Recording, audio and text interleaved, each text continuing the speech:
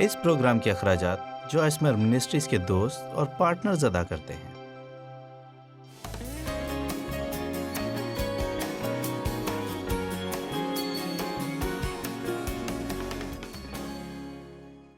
ہم بائبل میں دیے گئے خدا کے مختلف ناموں سے متعلق بات کر رہے ہیں، اور اس کی بنیادی وجہ یہ ہے کہ نام کسی کی شناخت ہوتا ہے، انہیں مناسب طور سے لیا جاتا ہے، اور خاص طور پر پرانے عہد نامے میں پائے جانے والے خدا کے رہائی دینے والے نام، کیونکہ ان میں سے ہر ایک بتاتا ہے کہ آپ خدا سے توقع کر سکتے ہیں کہ وہ آپ کے لیے کچھ کرے۔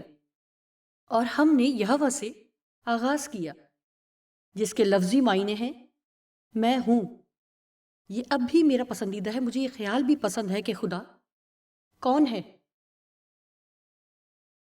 عبرانیوں 11:6 کہتی ہے کہ اس لیے کہ خدا کے پاس آنے والے کو ایمان لانا چاہیے کہ وہ موجود ہے اور اپنے طالبوں کو بدلہ دیتا ہے۔ خدا کے پاس وفاداروں کے لیے اجر ہے، آپ کے لیے اجر موجود ہے۔ اور میں اس حد تک کہوں گی کہ اس ہفتے کے اختتام پر جب آپ نے وقت نکالا ہے، آپ میں سے بیشتر نے اچھی سرمایہ کاری کی ہے، آپ نے ہوٹلز کے اخراجات برداشت کیے، آپ نے سفر کیا اور اپنے وقت کی قربانی دی، اور میرا ایمان ہے کہ آپ کو اس کا اجر ملے گا۔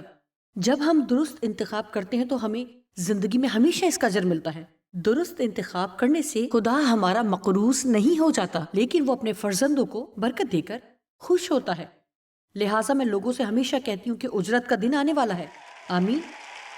لہٰذا ہم نے مختلف ناموں پر غور کیا، اور میں ان سب پر تو دوبارہ بات نہیں کروں گی، لیکن یہ میں اس لیے کرنا چاہتی ہوں کہ میں نے اس پیغام کا نام ہی خدا کون ہے رکھا ہے، کیونکہ میرا خیال ہے کہ دنیا میں خدا کے نام کو اونچا کرنے کی ضرورت ہے۔ میرے خیال میں ہمیں اپنے وسیلے خدا کو چمکنے کا موقع دینے کا بہترین کام کرنے کی ضرورت ہے، تاکہ لوگ بہتر طور پر خدا کے بارے میں سوچیں۔ کلیسیاؤں میں موجود درجنوں اور کچھ ایمانداروں کی بے وقوفانہ حرکات کی بدولت، اور خصوصاً معروف لوگوں کی ایسی حرکات کی وجہ سے جو مسیحت کے نام پر دھبا ہیں، یہ بڑے شرم کی بات ہے۔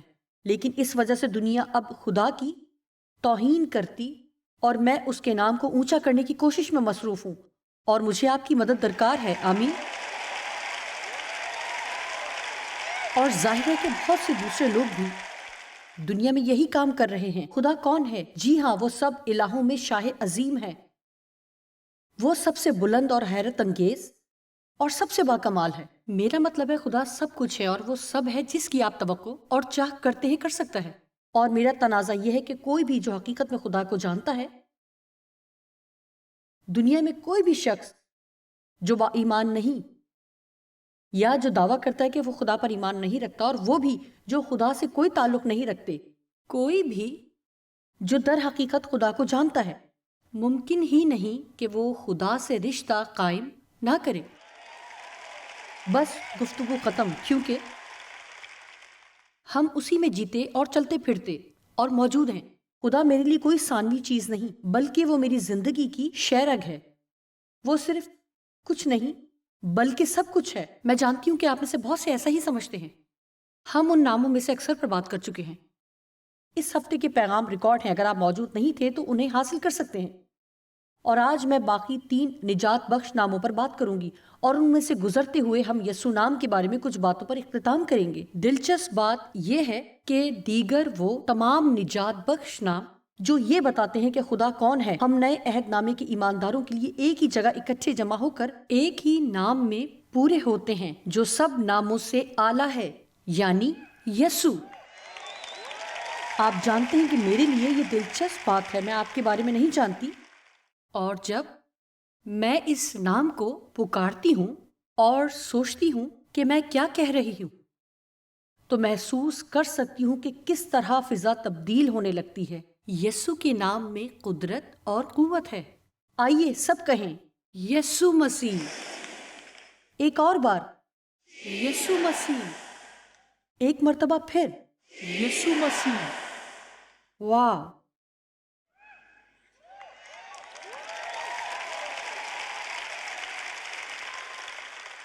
سوائے یسوع نام کی کوئی اور نام نہیں ہے جو میرے لیے یہ کر سکے۔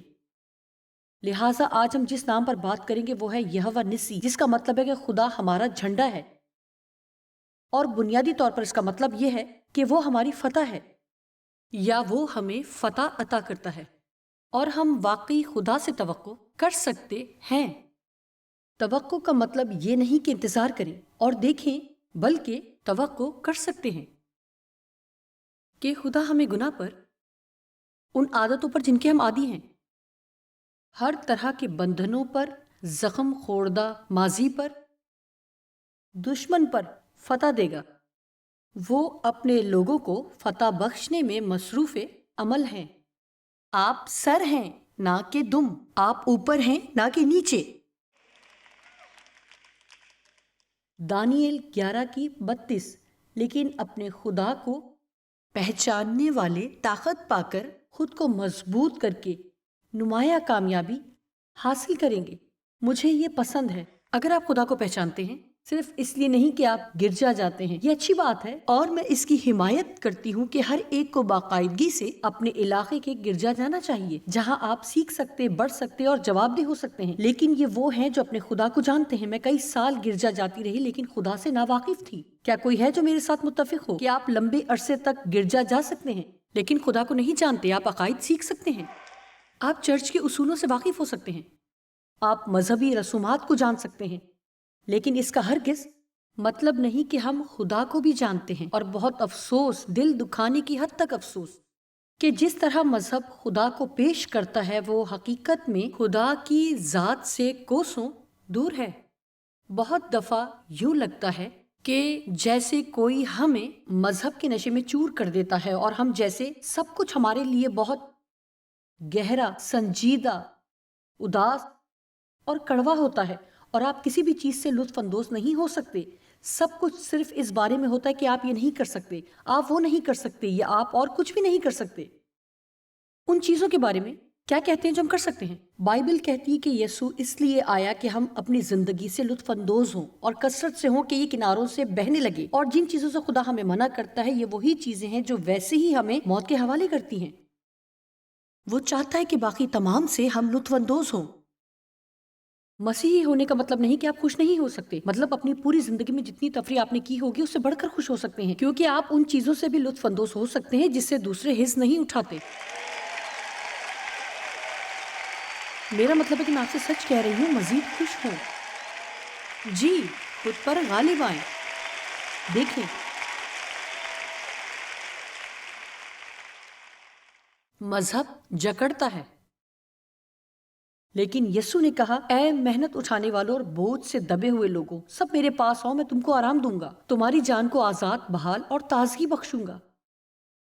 اور امپلیفائڈ بائبل کہتی ہے کہ میں تمہاری جان کے لیے بابرکت تازگی دوں گا۔ لہٰذا لفظی طور پر اگر آپ یہ بات سمجھتے ہیں تو آپ ایسی زندگی بسر کر سکتے ہیں جہاں آپ کی جان چھٹیوں پر ہے۔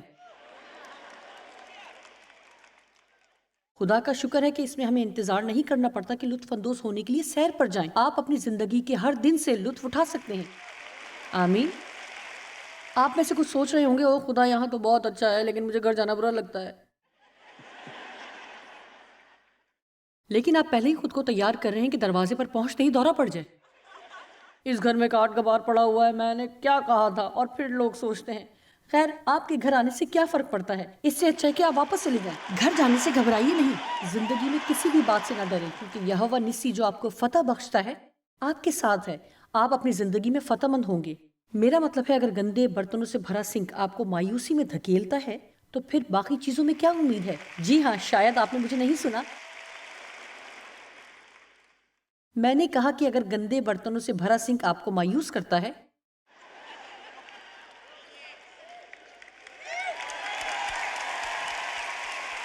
نہیں، آپ خدا کی فوج میں سپاہی ہیں، ان برتنوں پر حملہ کر دیں،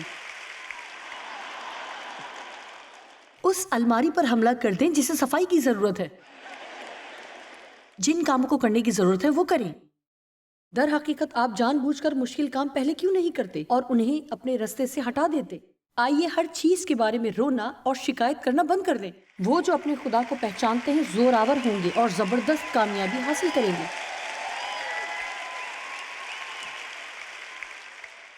مجھے اپنے گھر میں اس طرح کی چھوٹی چھوٹی چیزوں سے آغاز کرنا پڑا۔ میں آپ سے سچ کہتی ہوں، یہ باتیں جن کے بارے میں آپ کو تعلیم دیتی ہوں، اگر وہ آپ کے گھر میں کام نہیں کرتی تو بھول جائیں کہ وہ کسی اور جگہ کام کریں گی۔ اگر صرف چرچ ہی وہ جگہ ہے جہاں ہمیں فتح حاصل ہو سکتی ہے تو ہم بڑی گہری مشکل میں ہیں۔ آمین۔ گھر سے آغاز کریں جہاں واقعی ضرورت ہے۔ خروج 17 8 سے 15 آیت۔ تب امالیقی عیسو کی نسل آ کر رفیدیم میں بنی اسرائیل سے لڑنے لگے، اور موسیٰ نے یشوع سے کہا کہ ہماری طرف کے کچھ آدمی چن کر لے جا اور امالیقیوں سے لڑ، اور میں کل خدا کی لاٹھی اپنے ہاتھ میں لیے ہوئے پہاڑ کی چوٹی پر کھڑا رہوں گا۔ اور خدا نے اپنی قوت اس لاٹھی میں رکھی تھی جو موسیٰ کے پاس تھی، اور یہی لاٹھی اس نے بحر قلزم پر بڑھائی تو وہ 2 ٹکڑے ہو گیا تھا۔ سو موسیٰ کے حکم کے مطابق یشوع مالیکیوں سے لڑنے لگا، اور موسیٰ اور ہارون اور ہور پہاڑ کی چوٹی پر چڑھ گئے۔ جب تک موسیٰ ہاتھ اٹھائے رہتا بنی اسرائیل غالب رہتے، اور جب وہ ہاتھ لٹکا دیتا تھا تب امالیقی غالب ہوتے تھے۔ اور جب موسیٰ کے ہاتھ بھر گئے تو انہوں نے ایک پتھر لے کر موسیٰ کے نیچے رکھ دیا، اور وہ اس پر بیٹھ گیا، لہٰذا کبھی اپنی سیٹ کے بارے میں شکایت نہ کرے، وہ پتھر پر بیٹھا تھا۔ اور ہارون اور ہور ایک ادھر سے دوسرا ادھر سے اس کے ہاتھوں کو سنبھالے رہے۔ ہم سب کو ایسے لوگوں کی ضرورت ہے کہ جب ہم تھک جائیں اور ہمارے ہاتھ بھاری ہو جائیں تو وہ انہیں اٹھائے رکھیں، اور ہو سکتا ہے کہ یہی آپ کی کل خدمت ہو سکتا ہے کہ آپ کی بلاہٹ اہم شخصیت بننے کے لیے نہ ہو، شاید آپ کو کسی کو سہارا دینے کے لیے ہی بلایا گیا ہو۔ اور یشوع نے امالیقی اور ان کے لوگوں کو تلوار کی دھار سے شکست دی۔ تب خداوند نے موسیٰ سے کہا، اس بات کی یادگاری کے لیے کتاب میں لکھ دے اور یشوع کو سنا دے کہ میں امالیقیوں کا نام و نشان دنیا سے بالکل مٹا دوں گا۔ اور 15ویں آیت، اور موسیٰ نے ایک قربان گاہ بنائی اور اس کا نام یہوہ نسی رکھا، جس کا مطلب ہے فتح کا نشان۔ لہٰذا نچوڑ یہ ہے کہ جب ہم کہتے ہیں یہوہ نسی، خداوند میرا جھنڈا ہے، تو اس کے لغوی معنی ہیں کہ غلطی پر نہ رہنا، یہ خدا ہے جس نے ہمیں فتح بخشی۔ اور میں آپ کو بتاتی ہوں، خدا ہی وہ خدا ہے جو ہمیں فتح دیتا ہے۔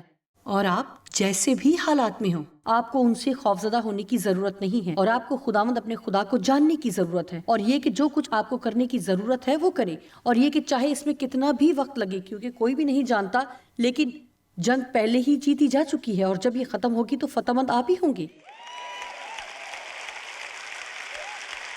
فتح آپ ہی کی ہوگی۔ یہ بات میں نے تجربے اور خدا کے کلام سے سیکھی ہے۔ اب ایک اور میدان جس میں خدا ہمیں ہمیشہ فتح دیتا ہے وہ ہے گناہ۔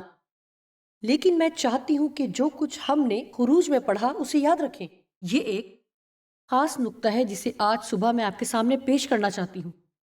موسیٰ نے خدا کی پیروی کی، اس نے وہ کیا جو خدا نے اس کے دل میں ڈالا۔ اگر میں پلٹ کر اس حالت کا جائزہ لوں جب پہلی بار خدا کے ساتھ میرا سنجیدہ تعلق قائم ہوا اور جس میں سے میں گزری، سنجیدگی سے خدا کے ساتھ تعلق بنانے سے بہت پہلے میں چرچ جاتی تھی۔ اور میں ہمیشہ یہ بات بتاتی ہوں کیونکہ میں سمجھتی ہوں کہ بہت سے لوگ چرچ جاتے ہیں اور وہ سمجھتے ہیں کہ انہیں بس یہی کرنے کی ضرورت ہے، لیکن آپ کو فتح کی ضرورت ہے۔ آپ کو فتح حاصل نہیں ہوتی تو پھر آپ کو خود سے سوال کرنا چاہیے کہ آخر کیوں، اور خدا کے کلام میں سے تلاش کرنے کی ضرورت ہے۔ کیا کوئی ایسی چیز ہے جسے آپ دیکھ نہیں پا رہے؟ خدا نے ہمیں اس لیے چنا ہے کہ اس تاریک دنیا میں ہم پوری آب و تاب سے چمکیں۔ اس کا ہرگز یہ مطلب نہیں کہ ہمیں مشکلات کا سامنا نہیں ہوگا، بلکہ یہ کہ ہمیں ان مشکلات پر فتح ملی ہے۔ آمین۔ لہٰذا اگر میں مڑ کر دیکھتی ہوں کہ میں کس حالت میں تھی، میرا مطلب ہے کہ خدا نے مجھے میری زندگی میں بہت فتح دی، اور یہ 37 سال اس لائق تھے کہ چھوٹی چھوٹی فتوحات حاصل ہوں اور پھر کچھ اور فتوحات، اور ہر دن چھوٹی چھوٹی فتوحات، تھوڑی تھوڑی۔ اور آپ جانتے ہیں کہ ہمارے مسئلے کا ایک حصہ یہ بھی ہے کہ ہم تھوڑا تھوڑا نہیں چاہتے، ہم جلال سے جلال تک نہیں جانا چاہتے، کیونکہ کبھی کبھار اس جلال سے جلال کے درمیان ایک لمبا عرصہ ہوتا ہے جس دوران شاید کچھ خاص واقع نہیں ہوتا۔ آمین۔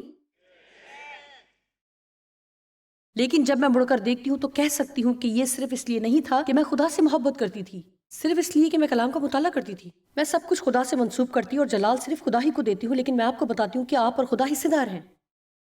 اور خدا آپ کو وہ کچھ کرنے کو کہے گا جو وہ چاہتا ہے کہ آپ کریں، اور وہ آپ کو یہ بھی بتائے گا کہ وہ کیا چاہتا ہے کہ آپ نہ کریں۔ ان میں سے کچھ کا بیان کلام میں ہے اور وہ سب کے لیے ہیں، لیکن کچھ چیزیں وہ ہیں جو خدا خاص طور پر ہم سے کہتا ہے اور ہمارے دل میں ڈالتا ہے، اور جو صرف ہماری اور خدا کے درمیان ہوتی ہیں۔ کبھی شاید وہ آپ سے کوئی قربانی مانگے۔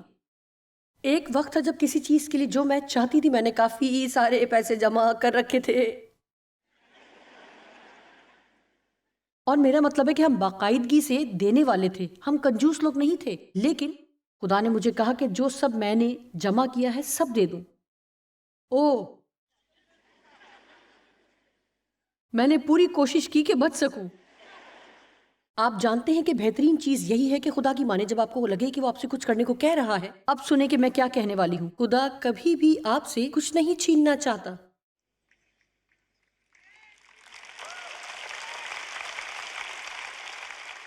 اسے میرے ان تھوڑے سے پیسوں کی ضرورت نہیں جو میں نے جمع کیے تھے، لیکن یہ وہ چیز تھی جس کے ساتھ میں کچھ زیادہ ہی وابستہ ہو گئی تھی۔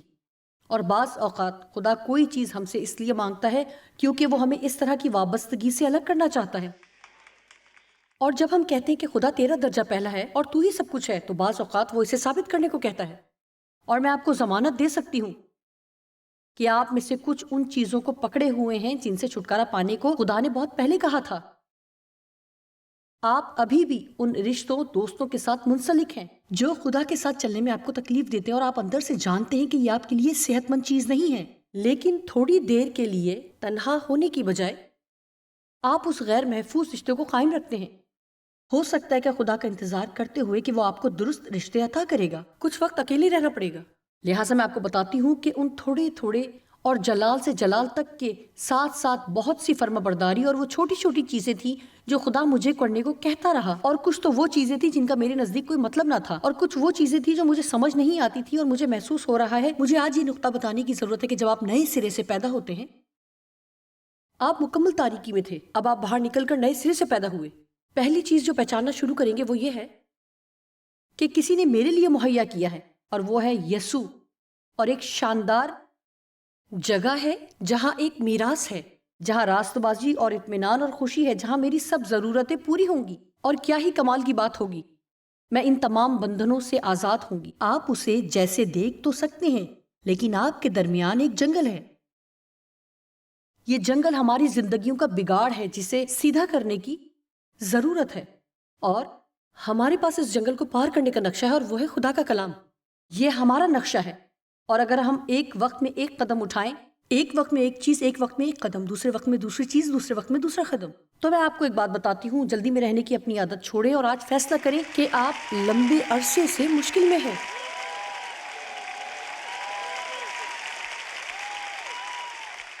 اور کبھی خدا سے یہ نہ کہیں کہ اگر مجھے زندگی میں جلد پیش رفت نہ ملی، ایسا نہ کہیں۔ ہم خدا کو دھمکا نہیں سکتے۔ خدا سے یہ کہنے کی ضرورت ہے میں اپنی زندگی میں تیرے مقررہ وقت کا بھروسہ کرتی ہوں۔ یہ مشکل ہے کیونکہ بہت دیر ہو گئی، لیکن میں طویل عرصے کے لیے کھینچا تانی میں ہوں۔ میں ایک لمبے عرصے سے گھسٹ رہی ہوں، اور میں آپ کو ایک بہتر بات بتاتی ہوں جو آپ کہہ سکتے ہیں کہ آگے بڑھیں اور کہیں کہ جو میں چاہتی ہوں اگر وہ نہ بھی ملے تو بھی میں تیری ہوں۔ جو میں چاہتی ہوں مجھے وہ نہ ملے تو بھی میں تیری ہوں، کیونکہ تیرے ساتھ کے علاوہ میرے نزدیک کوئی چیز قیمتی نہیں۔ ان تمام شرائط کو ترک کریں جو خدا کو پوری کرنی ہے تاکہ ہم ہر روز اس کی خدمت کرتے رہیں۔ میرے خدا، میرا مطلب ہے بہت سی چیزیں اور میں پورے دل سے ایمان رکھتی ہوں کہ کوئی شخص جو یہاں ابھی بھی گناہ کے بوجھ تلے دبا ہوا ہے، آپ شاید کسی چیز سے آزاد نہیں ہو پا رہے، شاید آپ کی زندگی میں کوئی بندھن یا کوئی علت ہے، شاید یہ شدید غصہ ہے، ٹھیک ہے، شاید کڑواہٹ ہے۔ بہت سے لوگ اس بات کے لیے بڑی مشکل میں سے گزرتے ہیں کہ ان چیزوں کے لیے جو ان کی زندگی میں ہو رہی ہیں غصہ نہ کریں، اور خدا کے ساتھ ہمارے تعلق میں یہ تباہ کن ہے۔ آپ اپنے دل میں معاف نہ کرنے کا رویہ اور خدا کے ساتھ بہترین رشتہ ایک ہی وقت میں نہیں رکھ سکتے، ایسا ہو ہی نہیں سکتا۔ شروع سے آخر تک یہ خدا کے کلام میں موجود ہے۔ اگر ہم لوگوں کو معاف نہیں کرتے تو ہم بھی خدا سے معافی حاصل نہیں کر سکتے، یہ اس کے ساتھ ہماری رفاقت کو خراب کرتی ہے۔ مثال کے طور پر آپ جانتے ہیں میرے باپ نے کئی سال تک مجھے زیادتی کا نشانہ بنایا، میری ماں یہ سب جانتی تھی لیکن اس نے کچھ نہ کیا۔ میرے اور بھی مرد رشتہ دار تھے جنہوں نے مجھے زیادتی کا نشانہ بنایا۔ لگتا ہے میرے باپ کے خاندان میں ہی کوئی خرابی تھی، اور میرا مطلب ہے کہ میں تلخی، پچھتاوے اور کینہ پروری کی ایک بری مثال تھی۔ اور جب میں خدمت میں آ بھی گئی تو میں نے رسمی طور پر بھی میں نے تمہیں معاف کیا نہیں کہا تھا۔ آپ جانتے کہ ہم میں سے بہت سے لمبے عرصے سے خدا کے ساتھ چل رہے ہیں اور ہمیں معاف کرنا اور کہنا چاہیے تھا کہ میں نے تمہیں معاف کیا، لیکن جب خدا نے واقعی مجھ پر کام کرنا شروع کر دیا، اس کے کافی عرصے بعد میں وہ نہیں تھی جو مجھے ہونا چاہیے تھا۔ اور پھر میں نے کہا یہ مشکل ہے کیونکہ نہیں جانتی کیسے کروں۔ خدا نے کہا تم ان کے لیے دعا کرو گی اور انہیں برکت دو گی۔ اب وہ بوڑھے ہو چکے تھے اور انہیں مدد، دیکھ بھال کی ضرورت تھی۔ یہ وہ تھی جو شاید میں کبھی کرنا نہیں چاہتی۔ میں یہ نہیں کرنا چاہتی تھی، وہ اس کے حقدار نہیں تھے۔ میں تھی جس کے ساتھ برا سلوک ہوا تھا اور انہوں نے میرے لیے کچھ نہیں کیا تھا۔ میں نے خدا کے ساتھ گفتگو جاری رکھی۔ کیا آپ نے دھیان دیا کہ بعض اوقات خدا کچھ کہتا ہے جس پر آپ بحث کرتے ہیں اور اس کے بعد وہ کچھ اور نہیں کہتا، بس خاموشی سے وہاں رہتا ہے۔ میں ہمیشہ یونا کی کہانی کے بارے میں سوچنا پسند کرتی ہوں۔ یونا نینوا کو وہ نینوا کو جانا نہیں چاہتا تھا، لہٰذا وہ اس کے بالکل مخالف سمت میں چلا۔ ایک طوفان میں پھنسا، ایک ویل نے اسے نگل لیا اور 3 دن اس کے پیٹ میں گزارے۔ مچھلی نے اسے ساحل پر اگل دیا۔ بالآخر واپس خدا کے پاس گیا اور خدا نے کہا نینوا کو جا۔ سنیے، ہم اپنی زندگی میں بہت غیر ضروری سفر سے بچ سکتے ہیں اگر ہم وہ کریں جو خدا پہلی دفعہ ہمیں کرنے کو کہتا ہے۔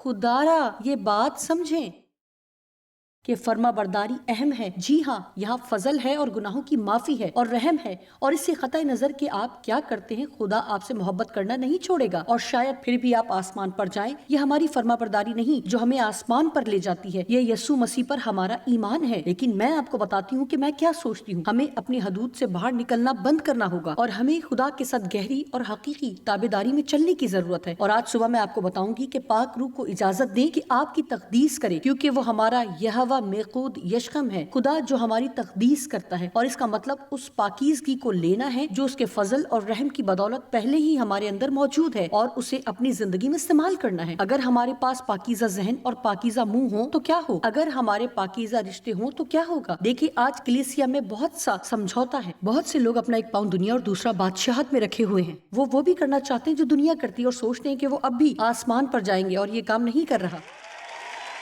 خدا کی پیروی کریں، یہ توقع نہ کریں کہ وہ آپ کی پیروی کرے۔ آمین۔ خود منصوبے بنا کر دعا نہ کریں کہ خدا انہیں کامیاب کرے۔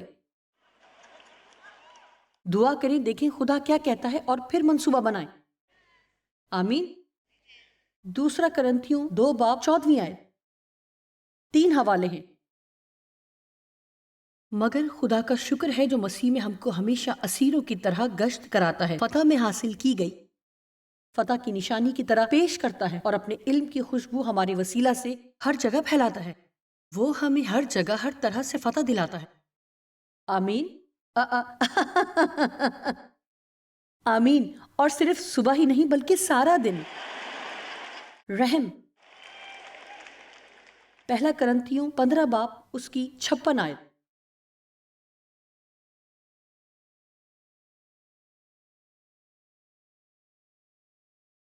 موت کا ڈنک گناہ ہے، اور گناہ کا زور یعنی ہماری جان پر اس کا اختیار شریعت کو پورا نہ کرنے سے ہے۔ مگر خدا کا شکر ہے جو ہمارے خداوند یسوع مسیح کے وسیلہ سے ہم کو فتح بخشتا ہے۔ کیا خیال ہے کہ ہر دن ہر صبح ہم کہیں خدا کا شکر ہے جو مجھے آج کے دن اور میری زندگی کے ہر دن پر فتح بخشتا ہے۔ آپ جانتے ہیں کہ خدا نہ صرف ہمیں فتح دیتا ہے بلکہ وہ واقعی ہماری فتح ہے، اور وہ ہماری زندگی میں پاک روح کے وسیلہ کام کرتا ہے۔ وہ ہماری تقدیس بھی کرتا ہے، وہ ہمیں ایک خاص مقصد کے لیے الگ کرتا ہے۔ میں چاہتی ہوں کہ آپ اس بارے میں سوچیں کہ خدا نے آپ کو خاص مقصد کے لیے الگ کیا ہے۔ ایک اور اچھی چیز ہے کہ ہمیں خود کو تبدیل کرنے کی کوشش نہیں کرنا۔ ہمیں خدا کو اجازت دینا ہے کہ وہ یہ کرے۔ ہم دعا کر سکتے ہیں اور کہہ سکتے ہیں کہ وہ سب جو میں بننا چاہتی ہوں، جو تو چاہتا ہے کہ میں بنوں، تو مجھے تبدیل کر۔ ہمیں صرف خدا کے ساتھ تعاون کرنا سیکھنے کی ضرورت ہے۔ ہمیں خود کو اس کے سپرد کرنا ہے اور اسے اجازت دینا ہے کہ جو چاہے وہ کرے۔ جب ہم یہ مطالعہ کرتے ہیں کہ وہ کون ہے تو خدا کے بارے میں بہت سی شاندار باتیں سیکھ سکتے ہیں۔ آپ جانتے ہیں کہ اکثر ہم صرف یہ جاننا چاہتے ہیں کہ خدا ہمارے لیے کیا کر سکتا ہے، لیکن ہمیں اسے اور اس کے جی اٹھنے کی قدرت کو جاننا ہے۔ پولوس رسول نے دعا کی جو فلپیوں 3 باب میں درج ہے، اس نے کہا میں پرعزم ہوں کہ اسے اور اس کے جی اٹھنے کی قدرت کو جانوں۔